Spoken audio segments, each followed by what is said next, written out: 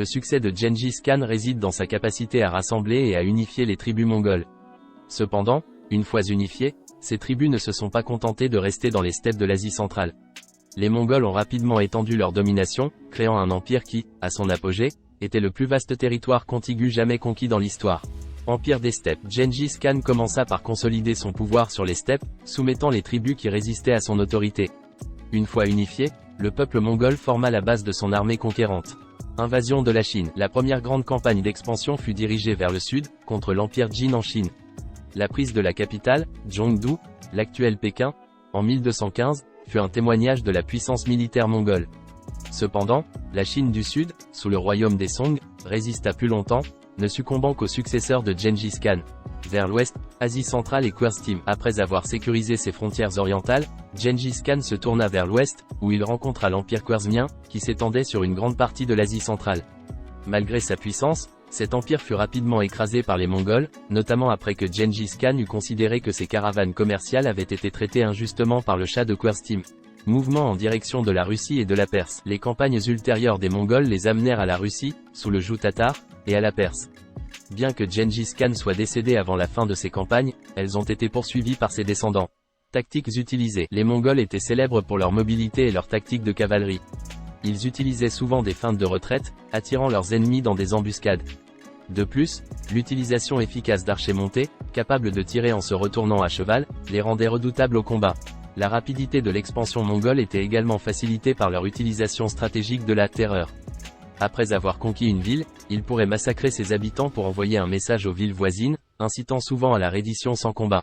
L'empreinte de Gengis Khan sur la carte du monde est indéniable. En quelques décennies, il est passé du chef d'une petite tribu à l'empereur d'un empire s'étendant de la mer de Chine à la mer Caspienne.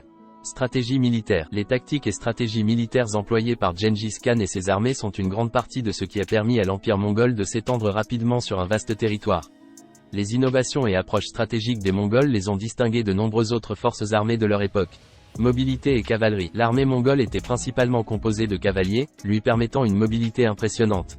Ces cavaliers pouvaient parcourir de longues distances rapidement, souvent couvrant jusqu'à 100 km par jour. La capacité des cavaliers mongols à monter et descendre rapidement de leur monture leur a également permis d'adapter leur tactique en fonction des besoins de la bataille.